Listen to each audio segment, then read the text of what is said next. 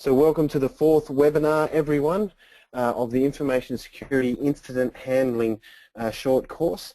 Tonight we'll be covering the rest of countermeasures, architecture, and incident reporting. I'm a firm believer in producing good incident reports, and not just good incident reports, but incident reports that are worthy of a professional organization, and incident reports that will even outshine some of the reports you get from professional consultancies and things like that. I truly believe excellency in this area is well worthwhile and a very powerful tool. I think I've talked about that a little bit in the first live session. So the structure of this, the first webinar, so the structure of this course has been bookended by two documents. The first one's an incident response plan.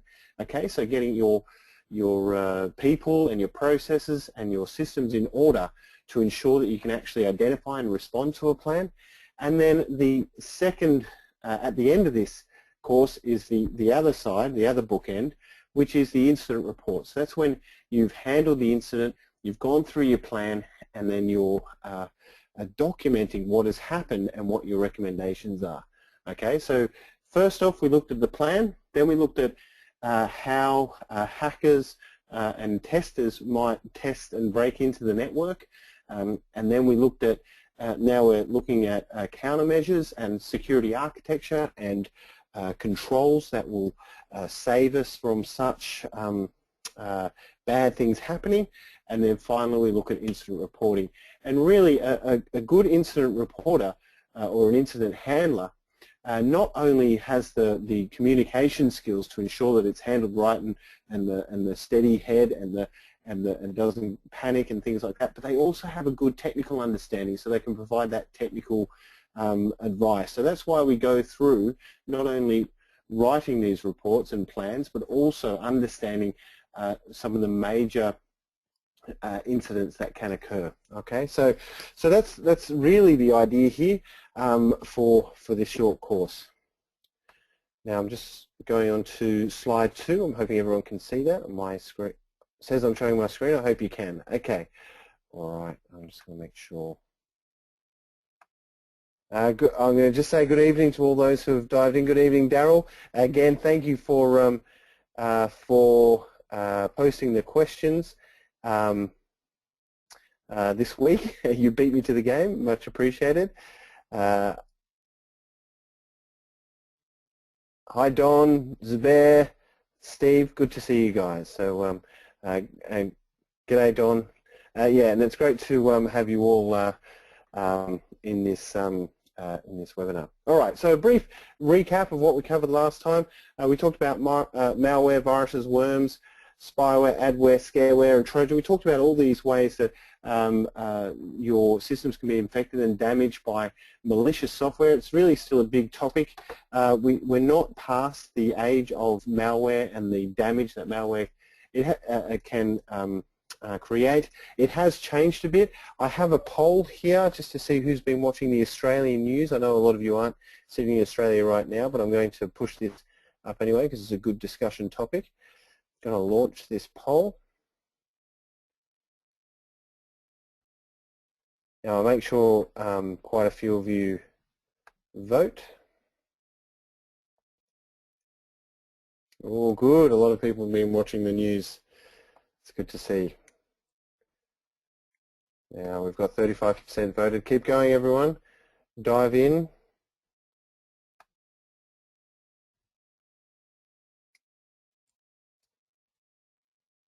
No Googling before you start working this out. I can see some of you diving back to your Google screens and trying to work it out before you answer. I guess that's a good way to learn, but we're just a few more to vote.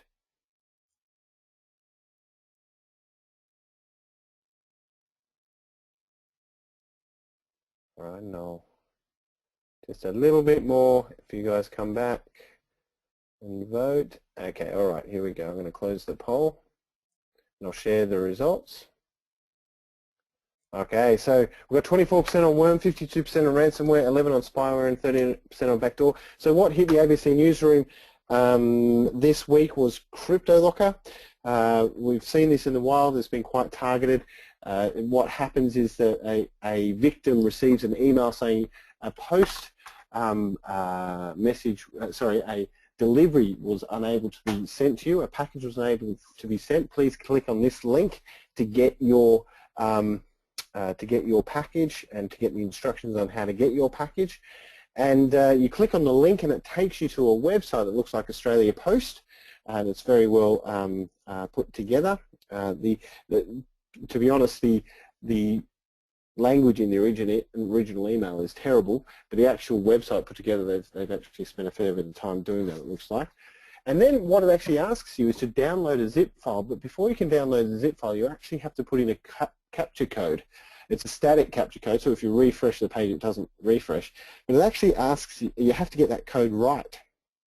Once you get the code right, then it will download the zip, you unzip the file and run the executable, and then you're done. So there's quite a lot of steps in actually getting infected by this and affected by CryptoLocker, but that's what has reported as taking down the ABC News site at the moment. So that's really an interesting case. There is a lot of mitigations for that, but if they continue to rotate their URLs, rotate their senders, the email addresses they're sending from, they rotate the words used in the email, and they even rotate the landing pages and the malware. They seem to refresh everything, from campaign to campaign, which might be days apart. Then it's very difficult for signatures, for URL signatures and spam signatures and virus signatures to pick these things up, because they create brand new ones, send out a campaign, and then it takes a while for people to catch up. So it's a really interesting situation, and it's a very difficult thing to check against.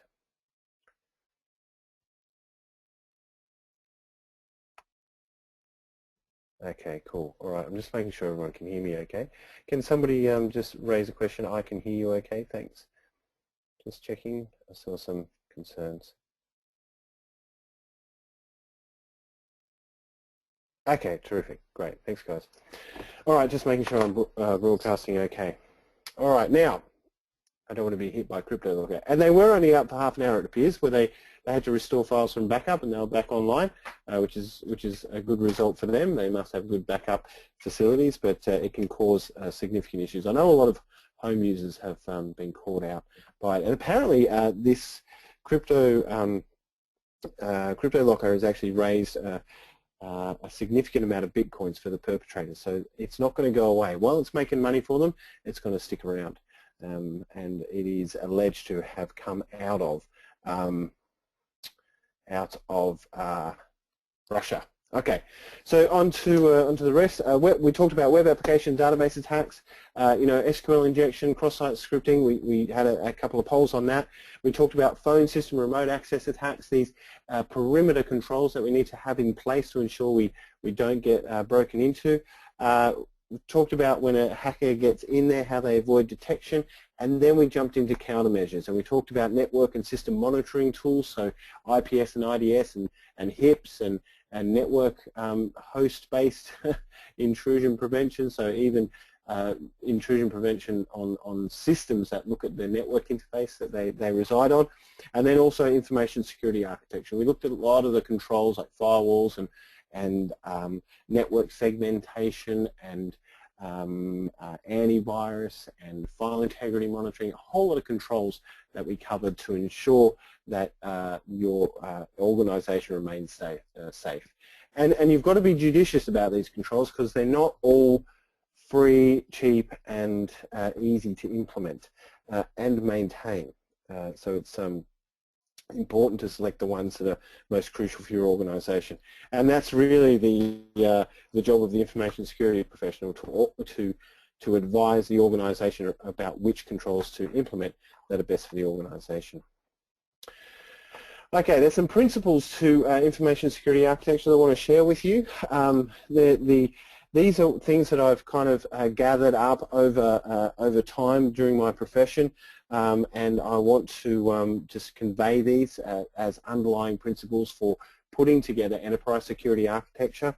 It's not a framework, it's just some key points that are worthwhile understanding. One of the major things is to remove the asset. Can I just make sure, can someone just confirm that you are in, oh hang on, Andy.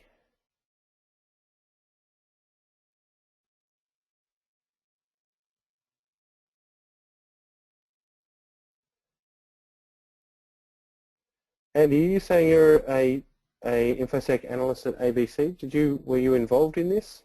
It's difficult to get you to chat back, but if you raise just say yes in the question space. Oh wow, okay. Is it reported correctly?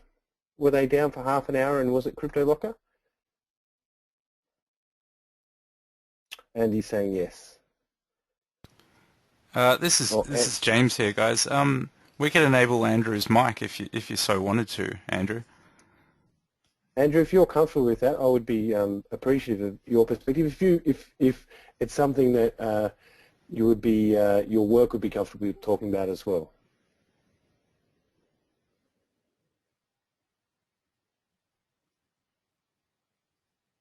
If not, that's quite understandable. Yeah.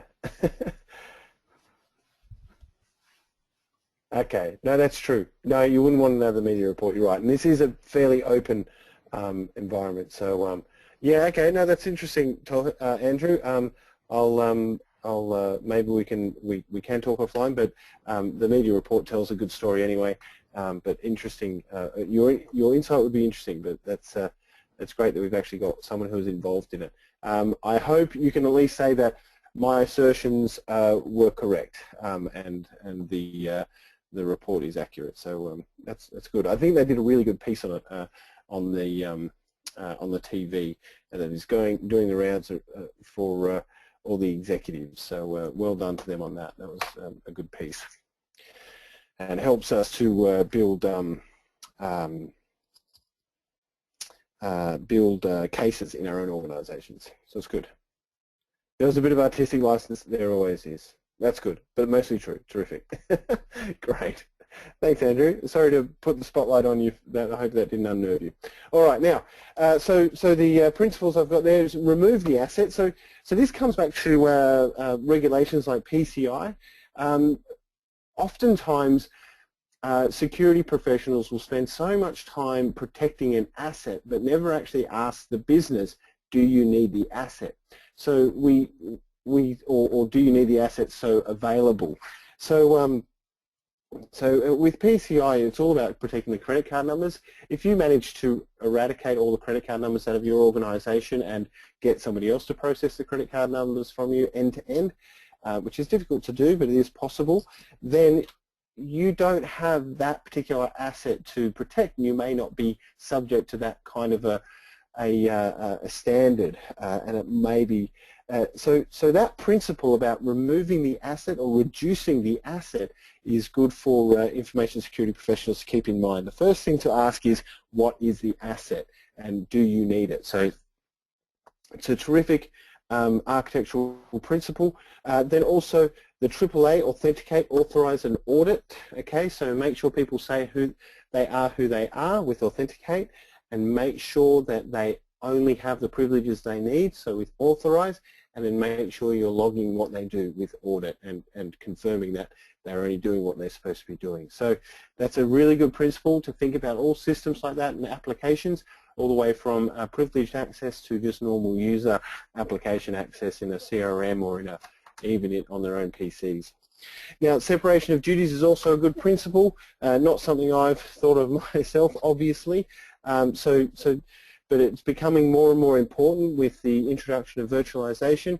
So make sure that the operational aspects of a system remain separated. In what I mean there is that you don't want to give someone the ability to have total control over large portions of your environment. So if you have an entire data center built on virtualization and the It all comes down to one guy who's got access to the vCenter console, and he can turn it all off if he gets angry. That's probably not a good place to be. A good amount of authentication, separation of duties, breaking up that privileges amongst several people so that one person can't cause all that damage is a better way to go. There's also that also prevents collusion and increases governance as well. So people can't do things on their own and get away with it, and also it brings visibility. Whoops, well, I just skipped a few. There we go. Orderly failure. So fail safe. We talked about this, fail safe and fail secure. You've got to think about that with firewalls, IDSs and IPSs, and WAF flooding. You think, all right, if the firewall runs out of connections, what's it going to do? Is it going to accept any more connections, or is it going to accept all connections? If the IDS gets flooded beyond its capacity, will it still be inspecting events and letting you know about it? And is that something someone can have control over outside of the organization? With WAF flooding, web application firewall flooding, if you have a huge amount of web traffic coming through your WAF, are you getting that inspected as well? Is there a way for do these things fail well? And that's really a good architectural principle. Think about those extreme times of you know, how someone can manipulate your environment with flooding. Also, policy and training. It's important to even though security architecture is all about controls, it's always good to align them with policy to make sure that when people implement systems in your enterprise, that they are able to align to the policy by implementing the controls that you've put in place through your security architecture. And that's all about ensuring they know about it, so the training and awareness, and putting them in the policy so that they can find out about them as they're implementing or designing.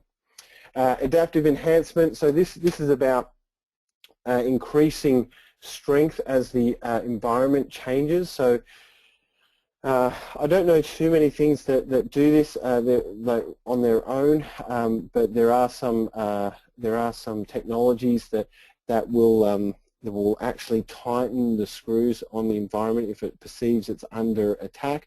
I don't know if many corporates would be open to automating that kind of a response. It means that you could openly you kind of open up the door for someone to be able to introduce a denial of service condition. If they can, you know, poke the seeing enemy enough and it closes up, then that's they're kind of causing damage anyway. So it's a good principle, but used sparingly. Keep it simple and cheap.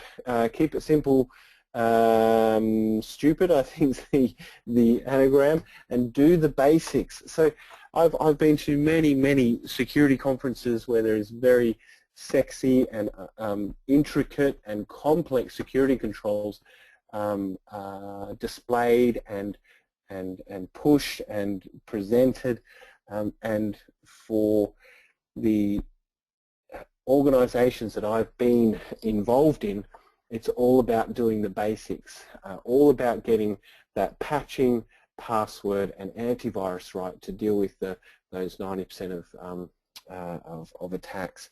So while you can put in very sexy equipment that will tell you all sorts of things about your environment and throw up alerts and all that sort of stuff when bad things happen, doing the basics and getting the underlying environment secure will go a long way before you start thinking about those technologies.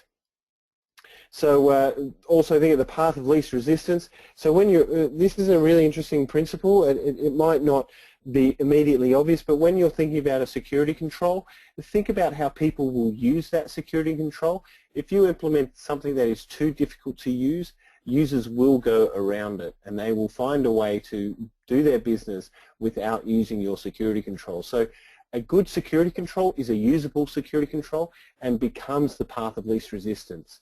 I once implemented remote access for an organization I was part of, and it was back in the days where two-factor authentication wasn't really used, and we just had a username and password, and it was a strong password. It was fairly well set up for the times.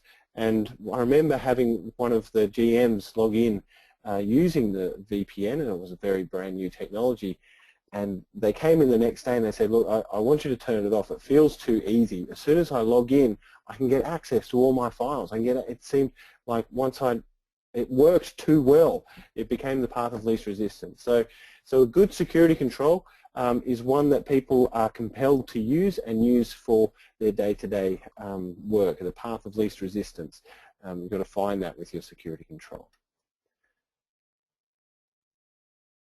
All right.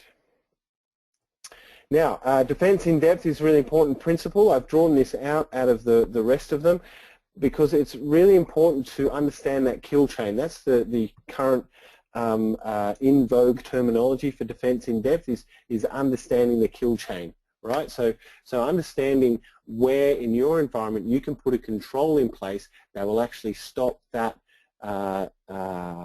attack coming into being. So if you're looking at something like CryptoLocker and they have this attack that is multifaceted, so it's got email, it's got several URLs, and it's got a zip file, there are certain things you can do in your environment to protect them.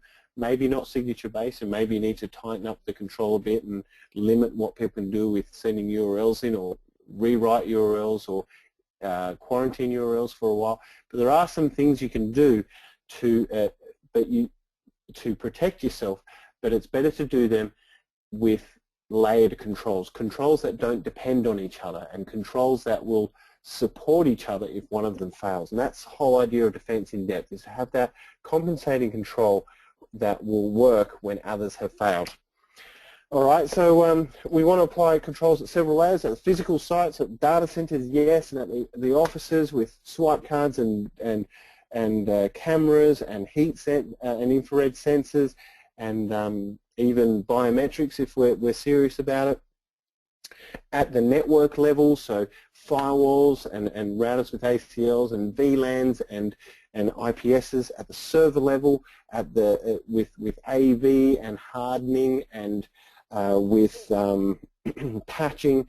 At the desktops with the same. Virtual systems with segmentation and separation of duties and privileged user access management, which is really important.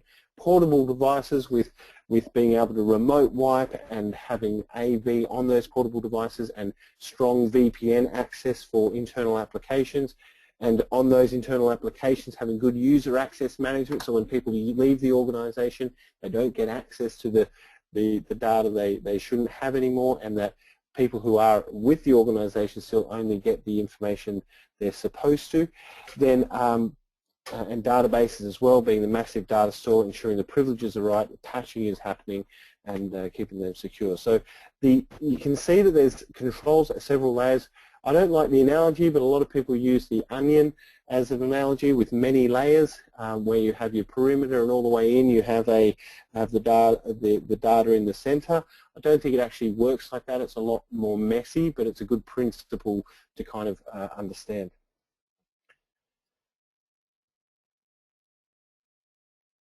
All right, now one of the things we do recommend is to align with the industry recommendations. The ASD pulled out the top 35. It used to be called the top 35. It's now called the strategies for mitigating, I think, targeted cyber intrusions. It's a bit wordy, but I prefer top 35, but that's okay. They've changed it a bit. Then there is, so they've come out with 35 controls. Their top 4 are application whitelisting, application patching, operating system patching, and restricting administrative privileges. They say that they're the 4 things that would stop the targeted approach. I wonder how many would have helped the ABC. I won't get Andrew to comment, but it would be interesting to think of those controls in place for the machines that are affected. SANS also has a good top 20. They do align pretty well with the top 35. They have the inventory of devices and software, secure configurations, vulnerability assessment and remediation, that's basically the patching, and malware defenses as their top ones. They're really all really important controls, and these are the basics. I think the ASD top 35 is actually quite difficult to implement, but certainly the most, maybe not the most practical to implement in some cases, but certainly the most powerful. There is also this report from the BSIMM, which is basically a 3-year study of what the top companies do to protect their organizations. And I've got those up there, the 12 core activities that everybody does. So they give an objective, establish SSDL gates. So this is all the way to physical as well. Promote privacy, promote culture of security throughout the organization. So it's not just about technical controls, obviously. It's about awareness as well and training. Prioritize applications by data consumed and manipulated. Okay, so these are really good. If you're in an organization wondering, what should I do with my roadmap? What should I do as a 3-year plan? How do I protect my organization? These are some really good ideas, and the top 35 and the top 20 are good ways to implement what the industry experts say are really effective.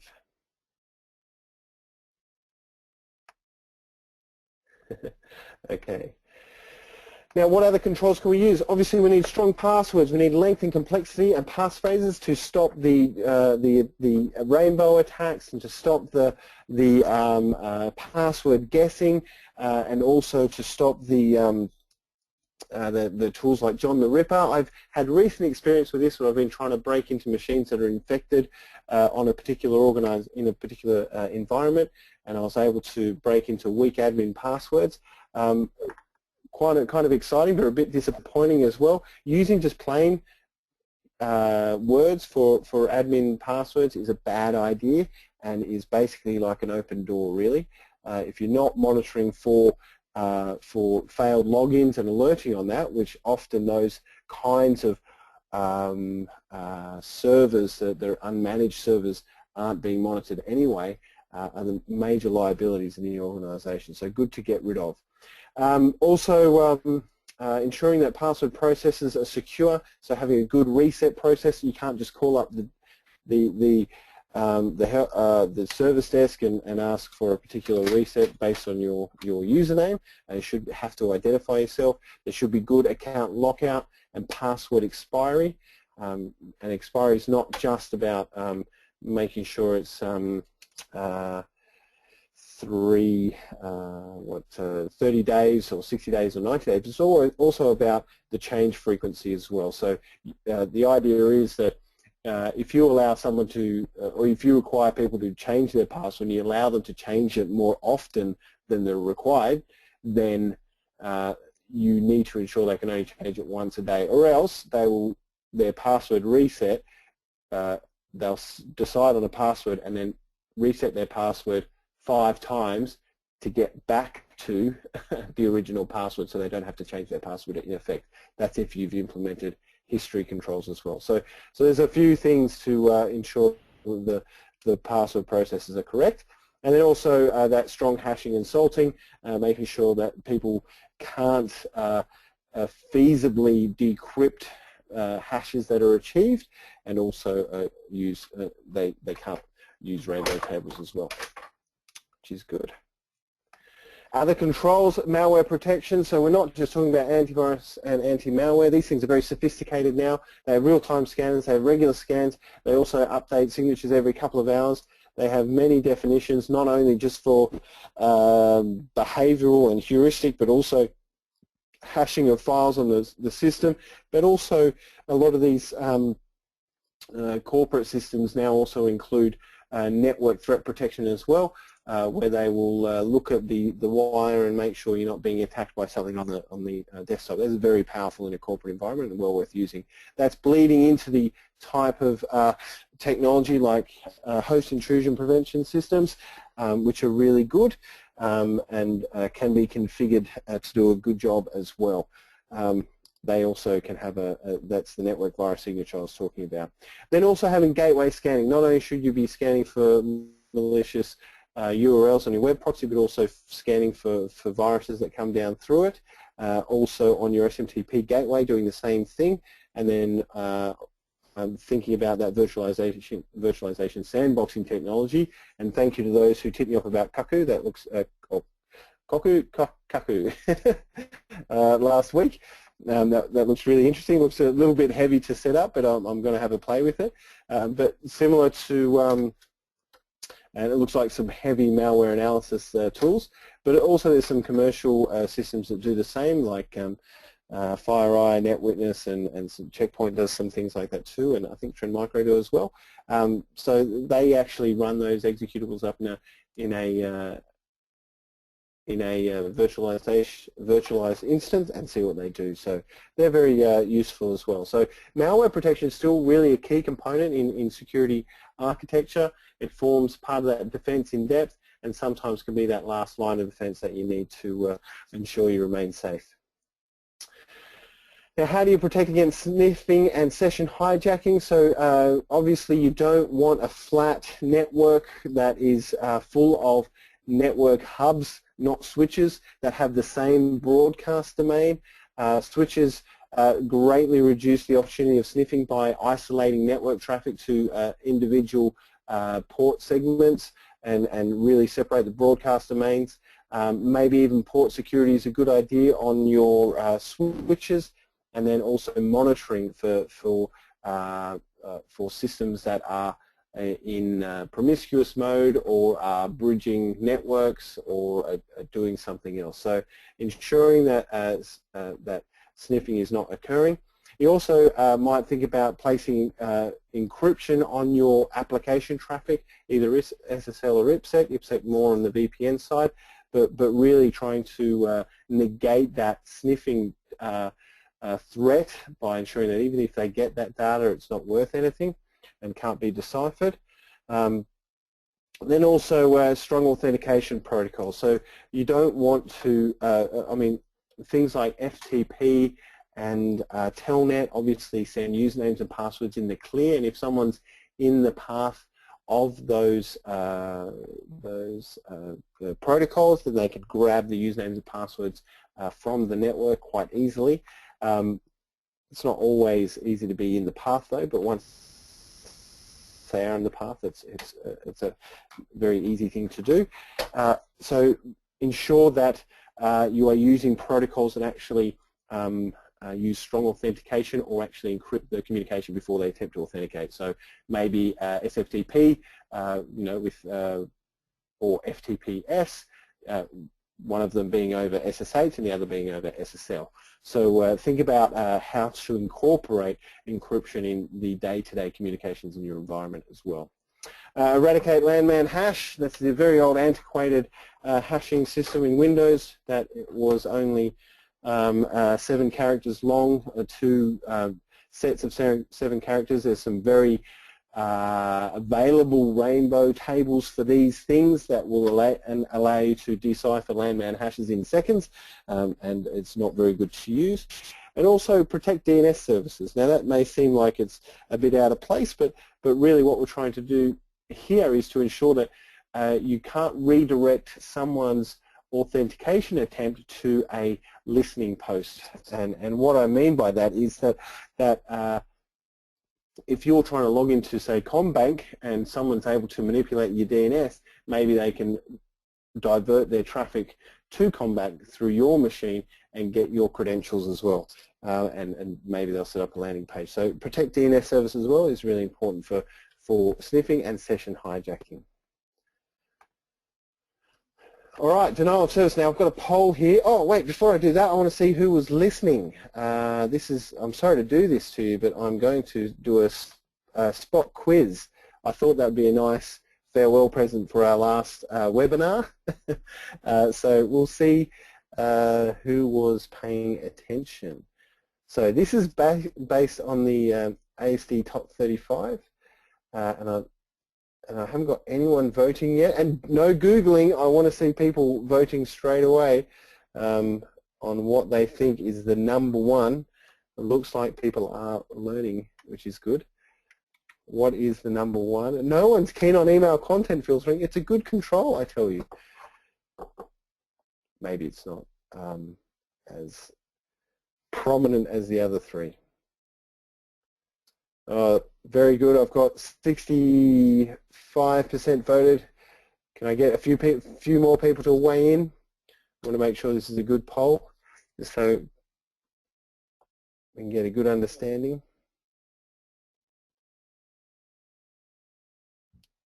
All right, now I'm going to close the poll.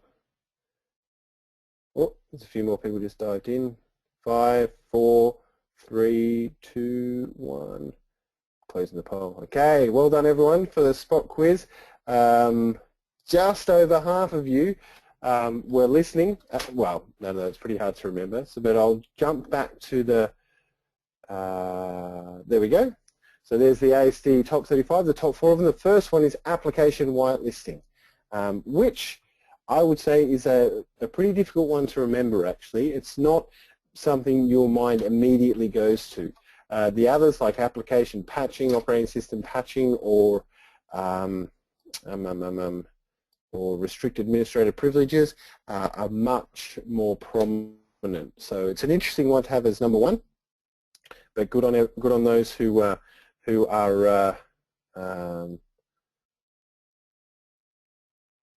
Oh right, still showing the results. Yeah, I'll jump back to it. Okay, here we hide the results. So can just give me a yes. You can see it.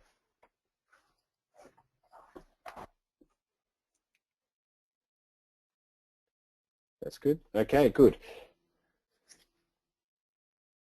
So there we go. So the application whitelisting at the top, application patching, operating system patching, and restricted administrative privileges. So basically, patching operating systems is important. It's got to be done. But so you've got to weigh this up. It's not just called the top 35. It's called the strategies for mitigating targeted cyber intrusions. Okay, that's targeted cyber intrusions. So this is for a relatively specific type of attack, but don't be fooled that this type of attack is very prominent, and really these types are the ones that cause the damage. So in your plan, it should be that you've got some sort of way to implement application whitelisting, and it is disruptive. It depends on the organisation, but some organisations do it better than others and don't have the requirements to be able to run applications as much as others. So it is a bespoke applications or just ad hoc applications. So it is a difficult one to implement. Okay. All right, let's go. I might just, before we dive into that, I might just answer some questions as well.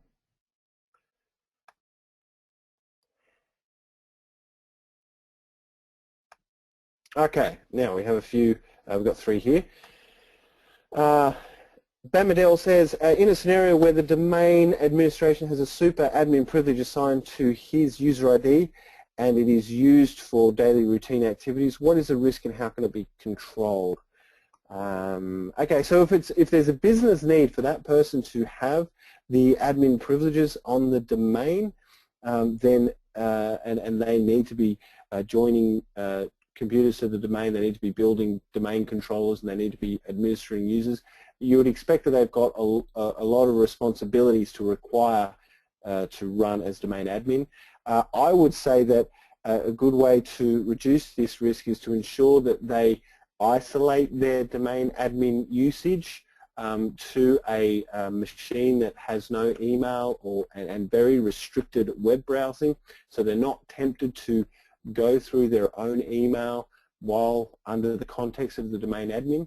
So separate their day-to-day activities. The really risky stuff that they can be doing is browsing websites on the internet and reading emails and running applications.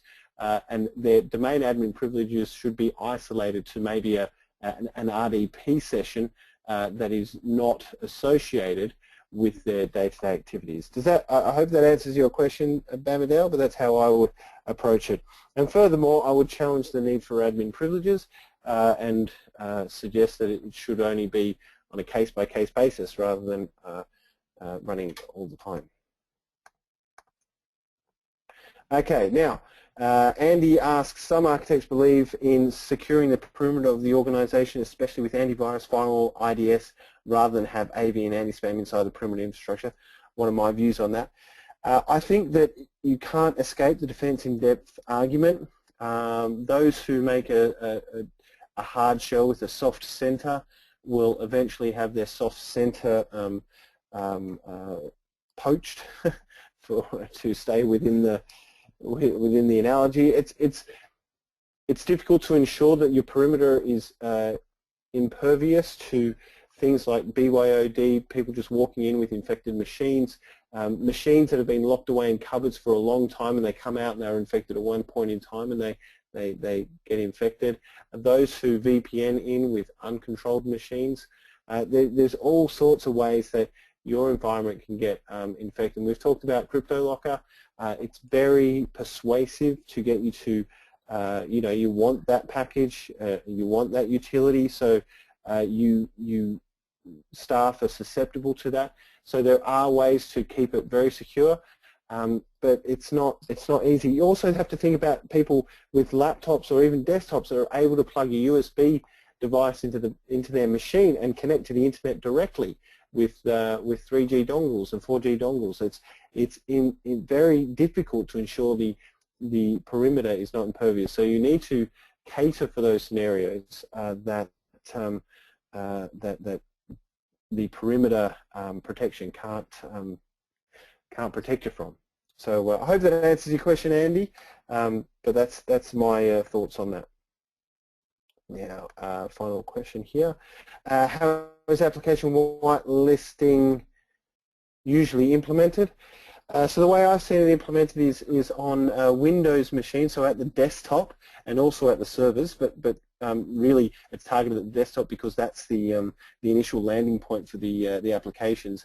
And really what they do is there's a couple of ways to do it. There's kind of a more practical way where you implement it at the directory level. So you say this machine can only, or this user can only execute programs from the program files folder. Okay, so where the applications are installed for that machine, they can only execute from those folders. So if they download something into the download folder down to the desktop, they can't actually run it. They can't execute it.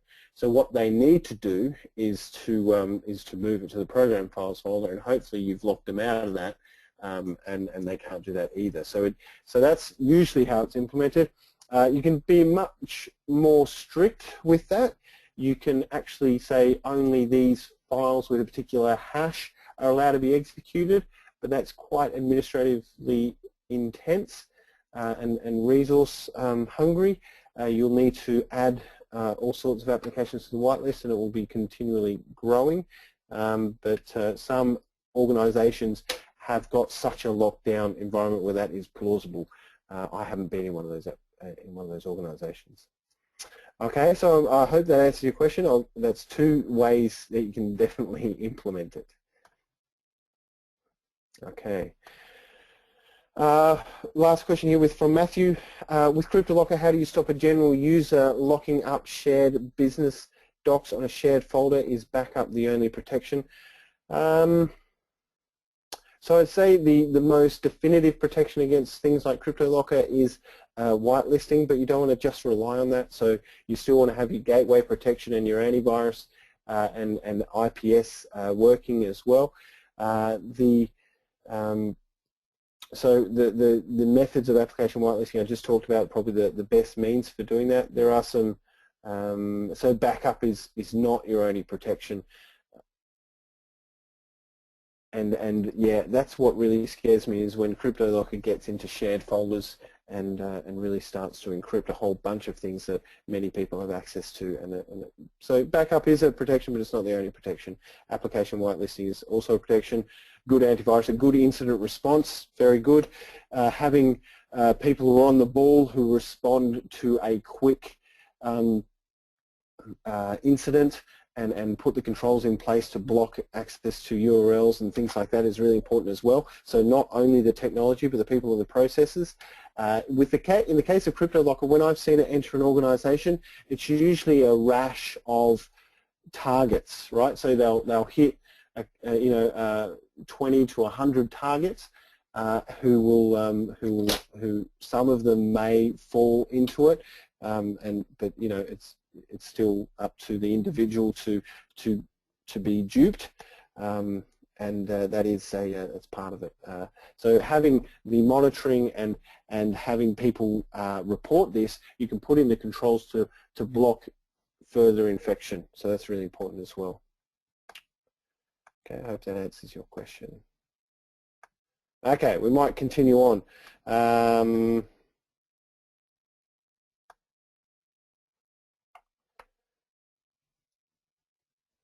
Okay, Sean's saying you have to have backups to respond to a CryptoLocker. I was sysadmin at an insurance company in Perth that got hit. It hit our Melbourne office and travelled to Perth. We isolated the Citrix server, infected and restored the same day. Not always that simple through, depending on your infrastructure. Yeah.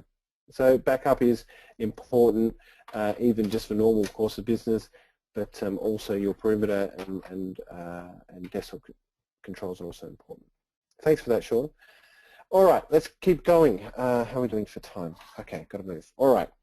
So this buffer overflows causes problems, certainly with software vulnerabilities. What do we do if we're developing software in our own organizations? Obviously, if you've got software provided by a reasonably sized vendor, they'll provide patches.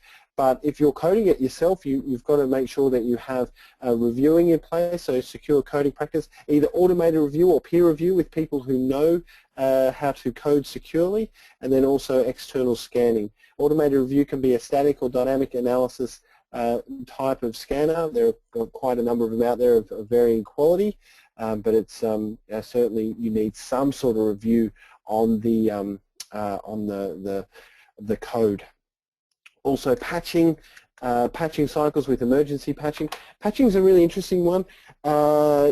What's important first is to ensure you've got good patching paths. It's no use sending a whole lot of Windows machines out into your data center and not having the right equipment to ensure that they patch easily. You'll make your life hard for your infrastructure people. Similarly with Linux and Solaris and other platforms, you don't want to box your infrastructure people into a corner. Now, did we skip denial of service? We did. I'll come back to that in a second. Okay, and we don't also want to. So we need to have good patching paths, and we need to make patching a well-worn process again. So that path that is easily trodden. I have seen environments that haven't patched for years find it really hard to get up and going, but once they got up and going, it's easy to follow that process and becomes a much more well-worn process, and actually makes people more confident in touching the systems that they've never touched before, because if it's a monthly patching cycle or a quarterly patching cycle, then it's something they're used to doing, and it's a constant task. And then also you need to ensure you have a good process for emergency patching. You get those come around the corner every now and then where you need to pull all hands out on deck and patch. I can think of Shell Shock, Heartbleed, when MS-08-67 came around, the Configure one, that was an important one as well. I've been in organizations when the head of security in the vendor would actually call the security manager in the organization to warn them that this is about to come out and give them that heads up. So not all people get that, and sometimes the relationships aren't there for that, but sometimes it's that important that the vendors will reach out, which is interesting. And then web application firewalls. You want to filter out malicious traffic into your web applications, not so much for buffer overflow, but certainly for that command injection. It can be the case. Now, denial of service, I have a poll for. I'm going to pick up the pace a little bit because we're going to run out of time if I stay at this pace. I'm going to launch this poll, which is about the attack on Spamhaus. Sorry, not the attack on Spamhaus, that's the wrong one. Attack on Cloudflare recently. So the question is, which UDP protocol was used in that that attack? Oh, that's what I was hoping for. There's an even split. Which UDP protocol was used in that attack against Cloudflare earlier this year? It was the biggest one. It was around 400 gigabits of data, just underneath that, and it was unprecedented, and I think still the biggest one in use. Now, those of you, now I've only got 50% voted. Come on, I'm only going to leave it open for another 10 seconds. So dive in those who are not in focus at the moment.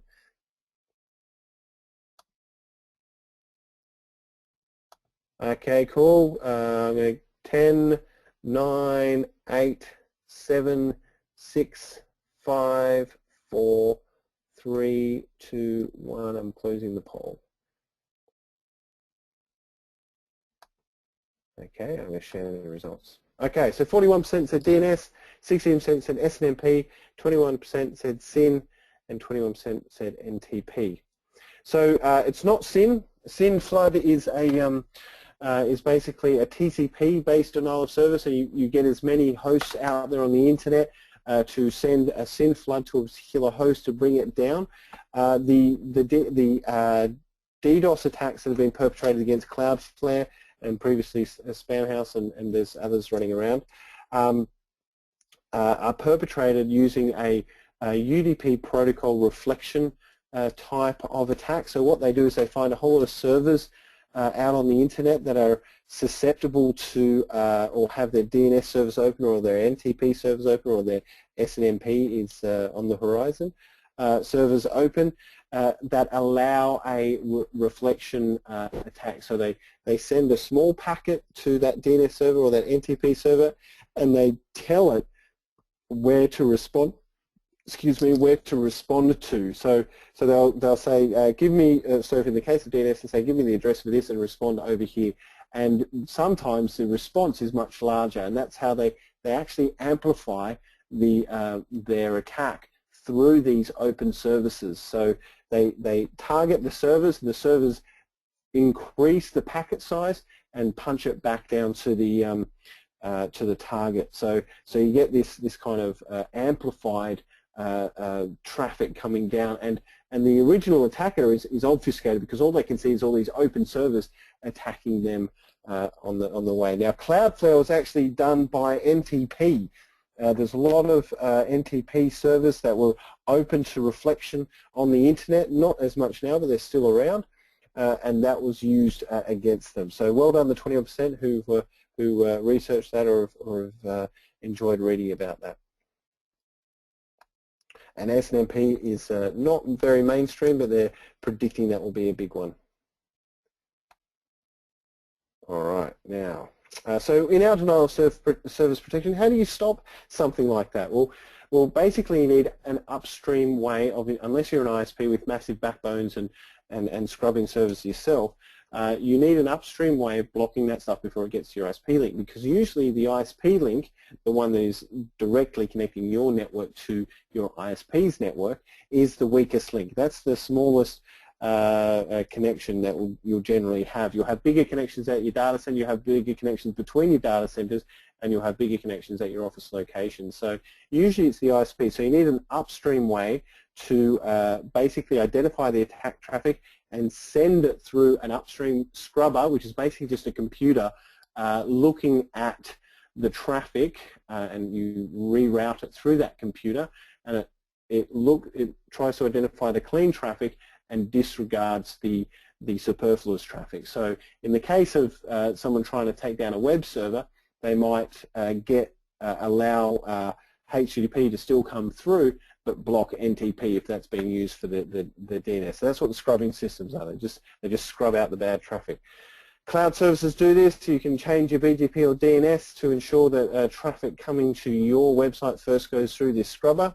Often these cloud services have a global presence. They have because DDoS is generally global. They don't generally pick a particular country to work within. They just find as many kind of amplification servers as they can, and they hit it that way. and then also web application firewalls. And this is to filter out those slow type attacks where attackers will target applications for their, like, you know, that search feature that will drive the application into the ground if hit 1,000 times. Not so much volumetric, more targeting out the application itself. Okay, and we covered buffer overflow. Web application countermeasures. Really, we talked about the top 10. What I'm going to say is you want to make sure your authentication is right, and you also want to make sure you're inspecting and validating input. Okay, this is where most of the web application issues come from, is input validation. Restrict what people can put in form fields. That's the most important one. So restrict what people do, and do that on the server side, not the client side, obviously, because on the client side you're requiring the browser to conform and to it's basically like a discretionary control. You want the server to validate the input, something that the client has no control over. Okay, and that will get rid of some of this injection, broken authentication, cross-site scripting, the insecure direct object reference, and also some misconfigurations. But misconfigurations are kind of in their own category. Okay, so OWASP, very good to go to. Also portable devices and mobile. Security. You've got to allow your staff to be able to move around these days. A lot of people are remote users. They need to remotely access. They expect to be able to access anything immediately. They have local copies to make it fast and view quickly, but they also want to access remote copies of software as well. Make sure you have transport encryption and dual-factor authentication with no split tunneling. Split tunneling is making sure you don't have a foot in both the internet and your corporate. I think we covered that in the previous one, but we can ask questions about that if you like. Roaming assets, you have laptops, tablets and smartphones all over the place these days. The data is spread across those systems, so you've got to think about mobile device management to be able to wipe and lock and set which applications can be installed, maybe even antivirus on Androids, because you know they're so secure. That was a joke. Not super funny. And then also ensuring Wi-Fi hotspots. We talked about Wi-Fi as well. Home workers use computers that are secure. There is encryption on mobile devices, so not only on smartphones and tablets, but also on laptops that move outside the organization. It's bad when laptops get stolen and you have no protection on those files.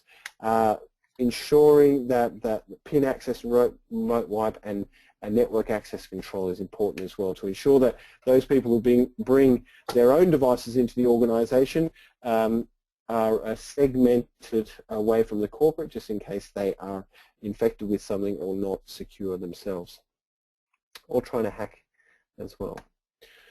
Okay, now some of the final controls we're going to talk about are cloud controls.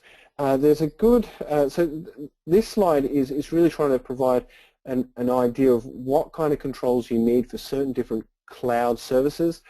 I'm hoping most people are familiar with SaaS, PaaS, and IaaS, which is basically software as a service, platform as a service, and infrastructure as a service. The software as a service is like your just a web application of someone else's that you're using.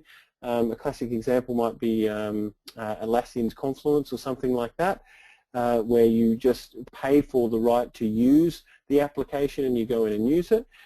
Platform as a service is more like hiring a LAMP server, the Linux, Apache, and PHP style, MySQL and PHP style service that allow you to install an application and run your own application on a platform. So but it's not the entire infrastructure, it's just a platform that you can make use of. And then finally there's infrastructure as a service, which is really just like a data center outside of your own data center.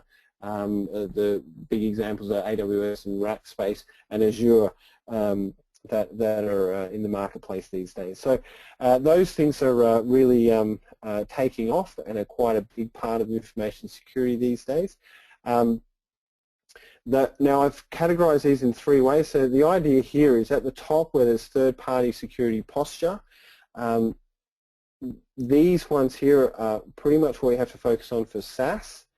You have to focus on all 6 for PaaS, and then you have to focus on all as a service. Okay, so I'll walk you through this. So if you've got software as a service, you really need to understand the third-party security posture, right? So how do they handle your data and what security controls do they have on their platforms?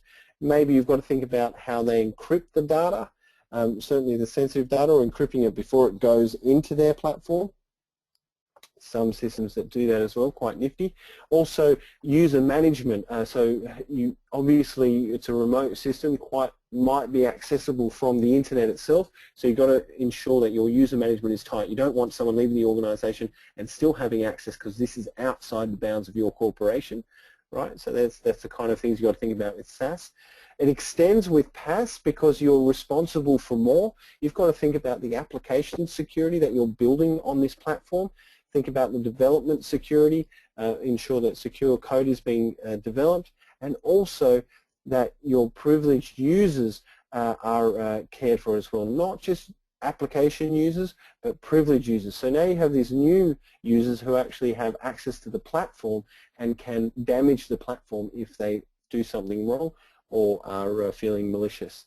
Then going on to infrastructure as a service, you are responsible for even more. You're responsible for the entire infrastructure. You have to think about your network zoning and then your server security as well, but also more importantly, again, the privileged user access. Not only does the privileged user access have access to the platform, but it has access to turn off the entire data center if that's what you're using it for. So that's the type of controls I'm trying to explain here to show that as you go down that stack of cloud services, the more responsibility you have, the more you are required to ensure your security is up to scratch, and it brings in nuances that you hadn't really thought about with traditional security. Now the upshot of that is that some cloud services have new ways of securing their environment and offer new services and new visibility, and there's some good gains there as well. Okay, so I see some questions. I might just have a look quickly.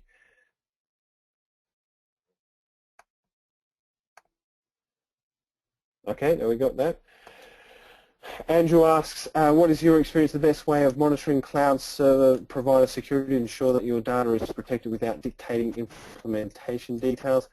It's very much ensuring they're aligning to your expectations for your organization. So you may have, what I've set up in organizations I've been a part of is a checklist for those people who are handling our data, and it provides guidance on what we would expect them to do in controls, and where they don't align, I generally ask them for a date of when they will align.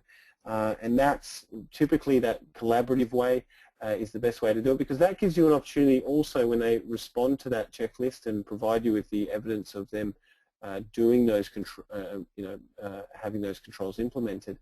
That provides you the opportunity to also make a judgment about the risk. If you say, oh, I want you to have, let's see, your perimeter protected by firewalls that only allow inbound for a very small number of protocols and don't allow outbound as well.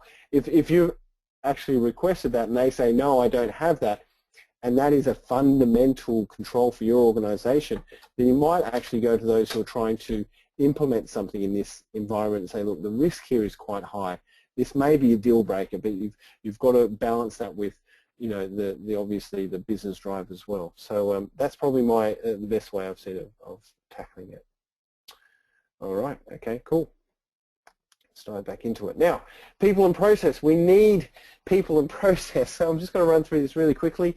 In an organization, there are several touch points that an information security team will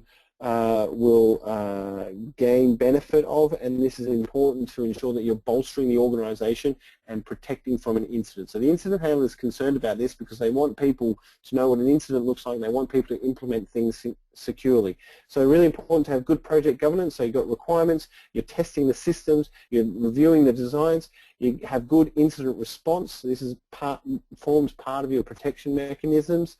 You want good third-party governance like we're just talking about. Making sure that you review those third parties and then periodically review and chase them up to make sure they're improving things. Also having good awareness and training for your staff and ensuring there are spot tests, and then also having business continuity plans as well to ensure that the systems can handle some severe outages. Okay, now on to the incident report. This is my favourite part. We don't have too much time left, so listen up, everyone. This has really been very powerful in my experience. I know I've said that a lot, but it's really important to get this right as an information security expert and an incident handler. The incident report provides a lot of benefit. Number one, it provides education. For the incident handler, and I'll say this, and I'm absolutely adamant about it, the incident handler doesn't know the incident thoroughly until they've written the report.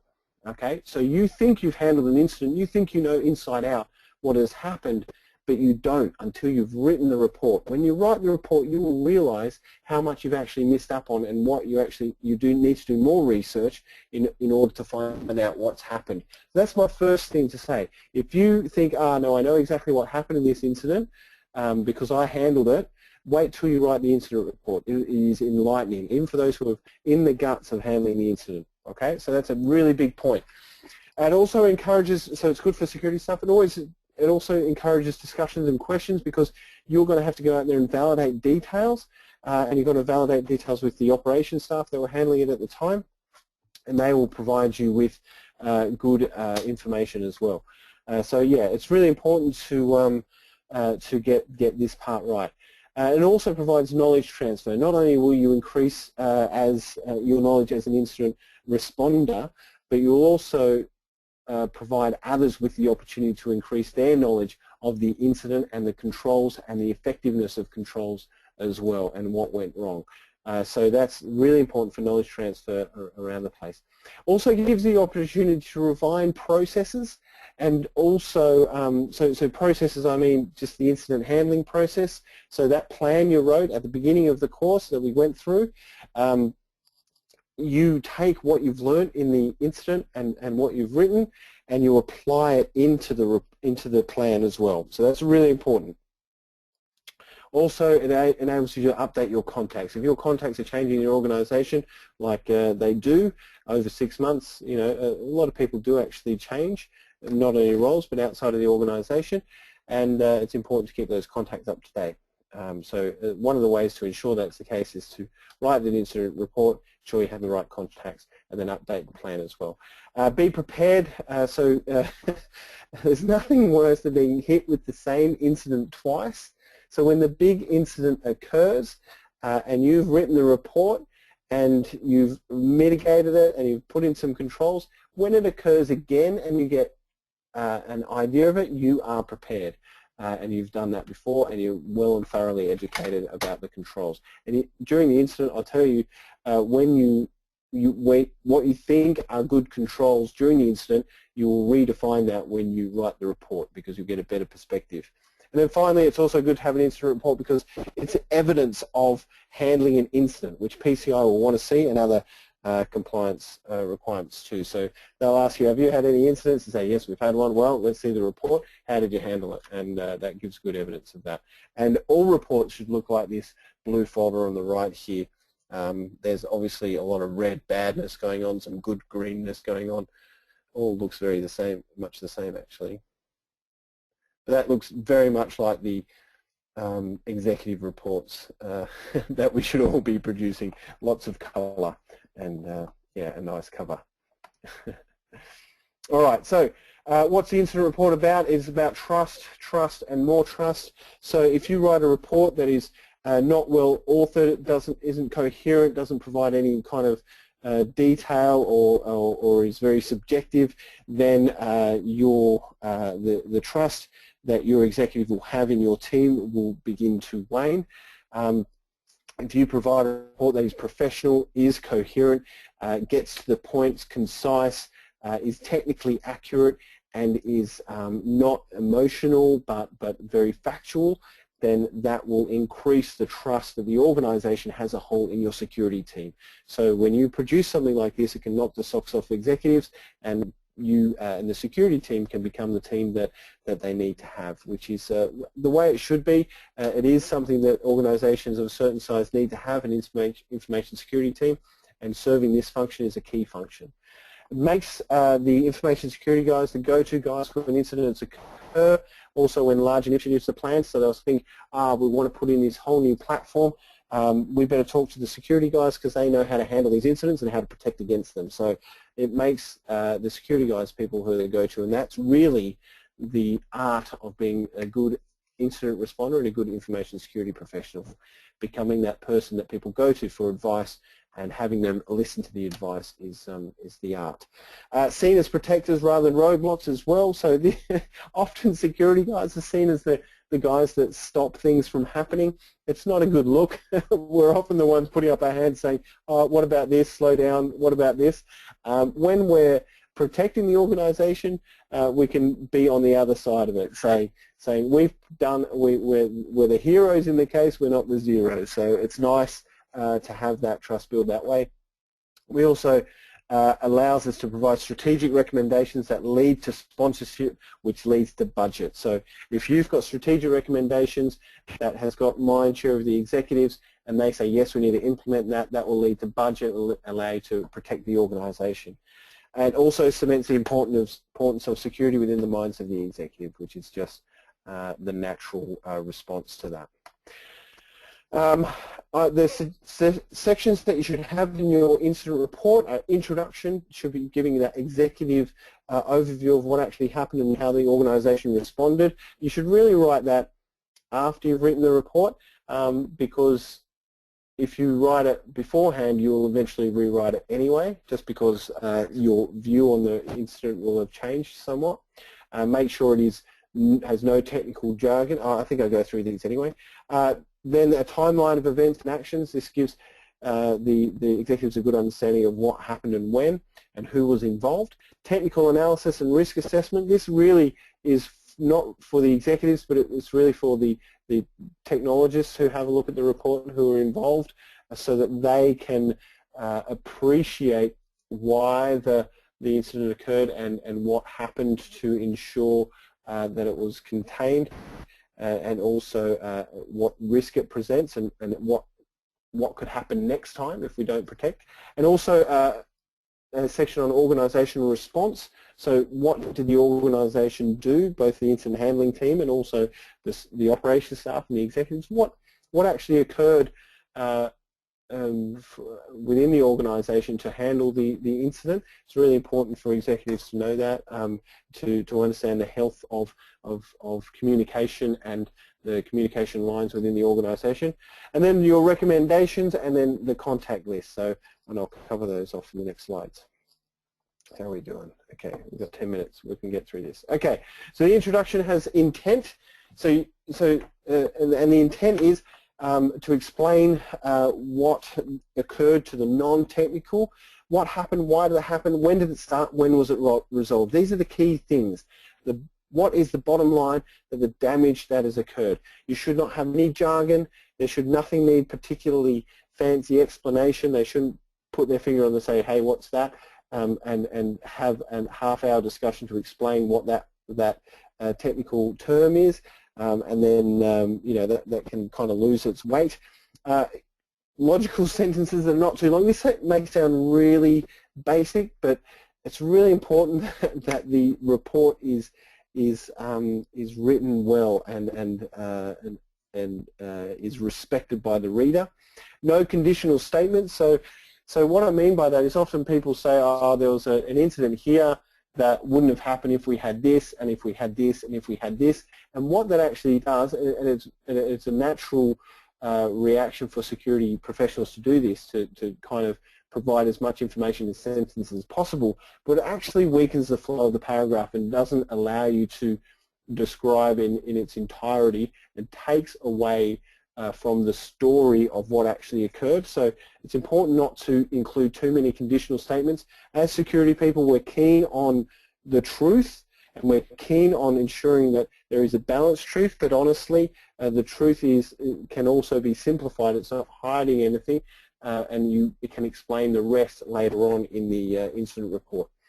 There needs to be a balance between technical and non-technical, and you've got to be sure that you don't look like you're not dumbing it down too much, but you're also not, making the audience's eyes glaze over, and also sacrifices have to be made. So you've got to stick to the main thrust, but you can't include every bit of detail. That's what the rest of the report is for. The next stage is the timeline of events and activities. Basically, we're looking at what has occurred and who was involved and what happened, and the kind of things you're looking for is start of the incident, when did it actually begin? Sometimes it's been going on for months and no one knew about it, and that's really important to know. The date and time the particular asset was no longer at risk, so when was it mitigated? The date and time, the incident was closed. So these are major events. So start of the incident, level of exposure, date and time the asset was no longer at risk, and date and time the incident was closed.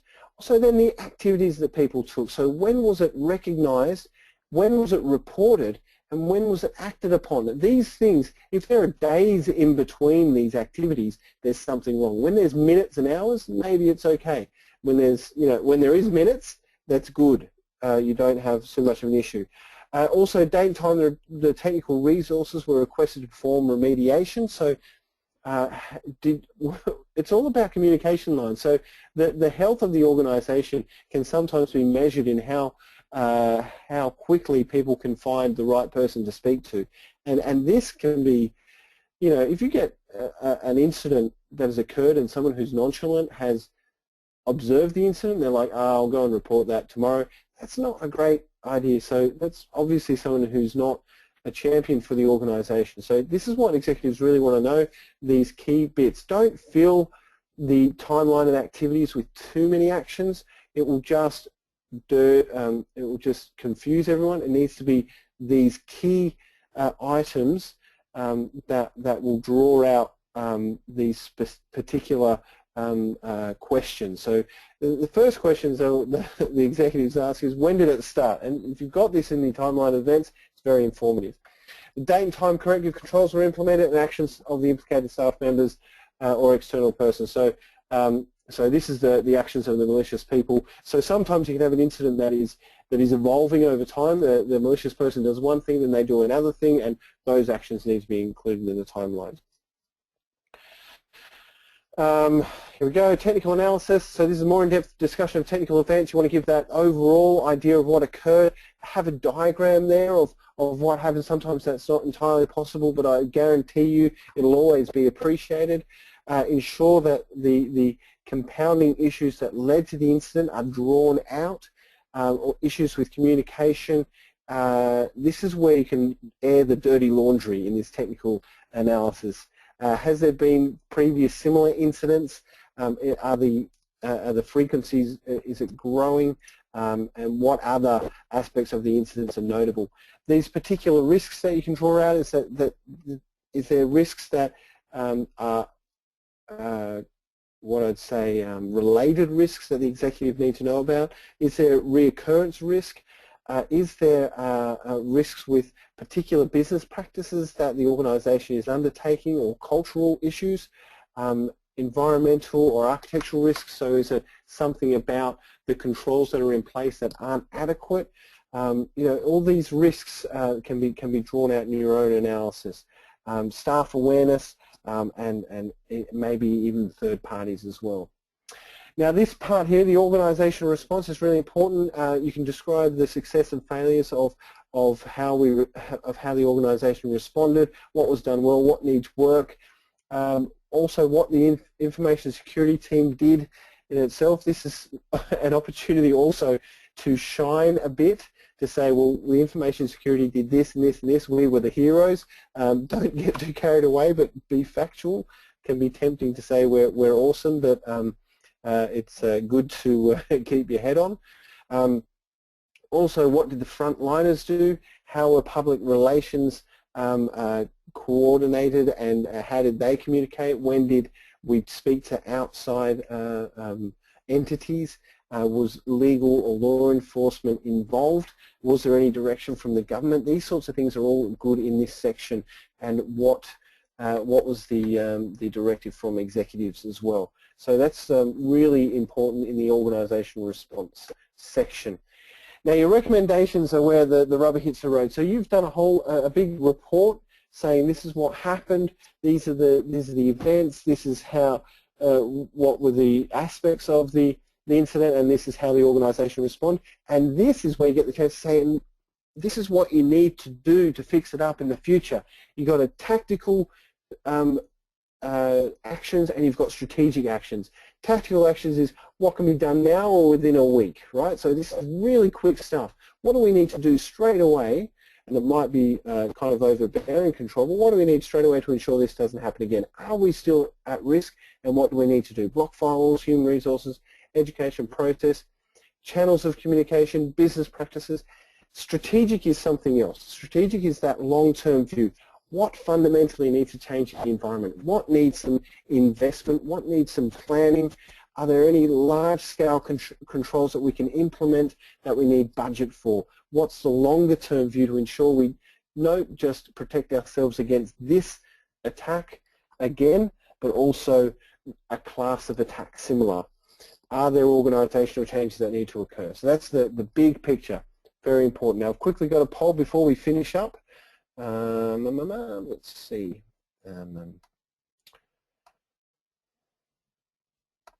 All right, launch poll. Is everyone still awake and out there? I hope they are.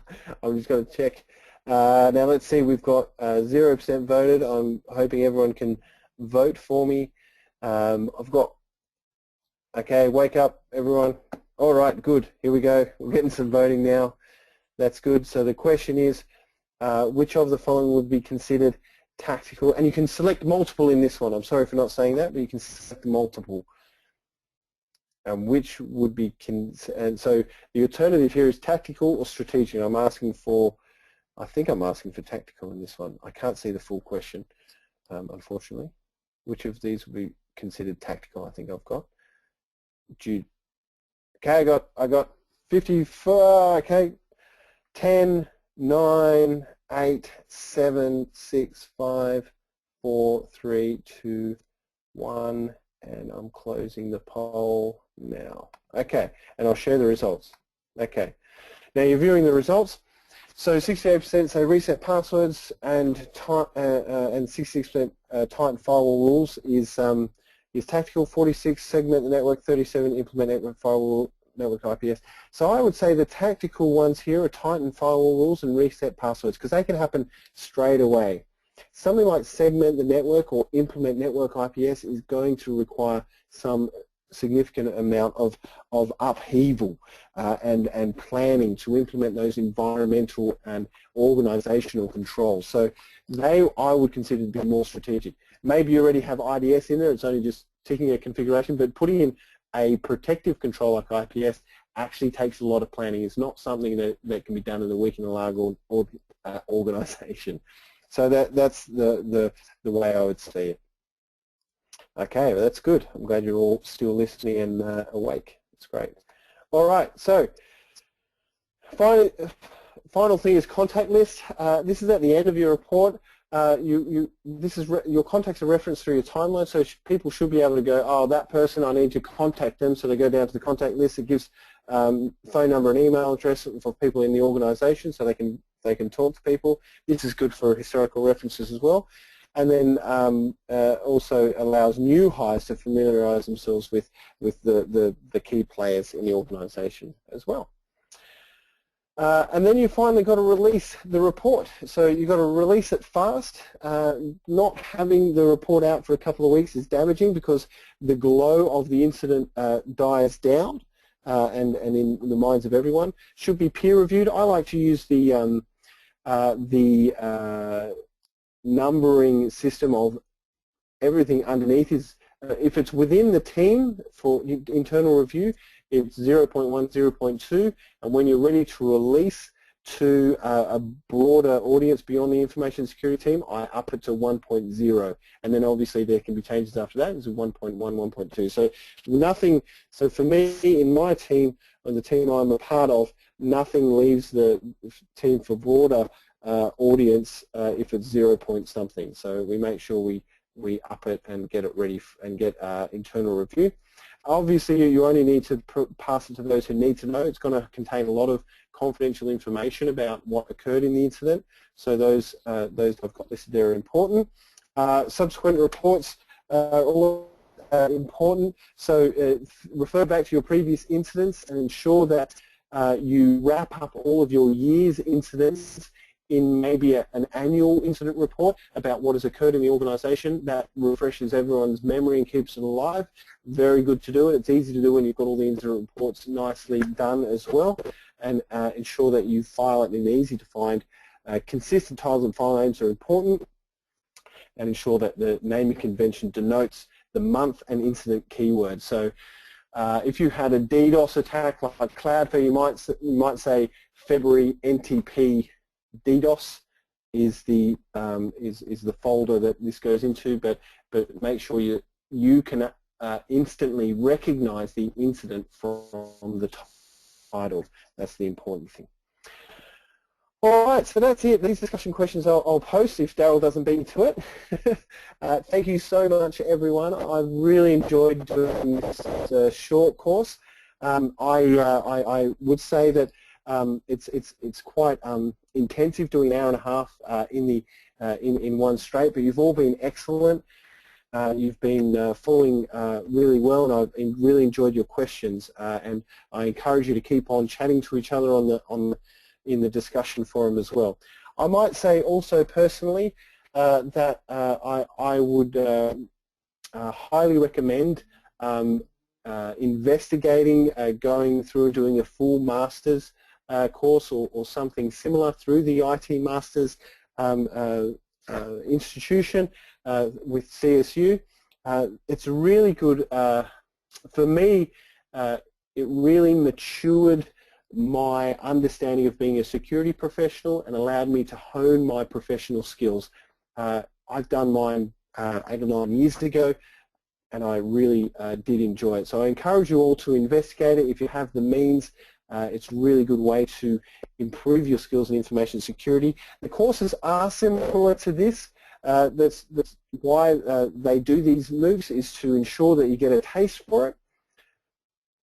But it's more in depth.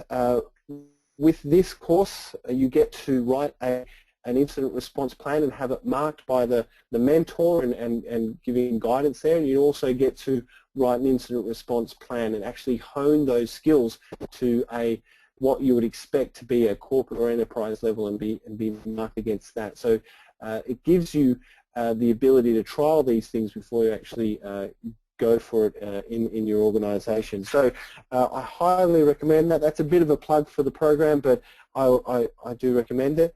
I'll also say that if you want to keep in contact with me specifically, you can find me on LinkedIn, and I will connect to you if you mention this MOOC or these webinars. Mention that you participated in the incident handling webinars, and I will connect with you, and you can ask me questions, and I can direct you to the right place within IT Masters for any further investigation, for any further information about doing the master's degree as well. Okay, so thank you so much, everyone. This is the end of the webinars. I'll just check to make sure there's no further questions. But after that, I think we're pretty much done. Oh, there's a rush of them actually. Is it possible to have an incident report example, document, or a template? Yes, there is some really good ones. I will provide them in the URL, in the extra resources. There's a couple in particular. Is an incident report considered evidence from a legal perspective? Tony asks this. Thank you, Stefano, for your previous question. Is an incident report considered evidence from a legal perspective? Therefore, once you write it, you can't update it unless you insert additions into a new document version. It depends if it has a criminal connotation for it, or there is or someone's been taken to court, or if there's some sort of suing. I think if that is the case, then you should get some legal advice while you're handling the incident. It's always good to document anything anyway. I think this is best practice, but as soon as it becomes legal, you've got to start thinking forensically, like with chain of evidence and acquiring of evidence. We do cover that off a little bit in the broader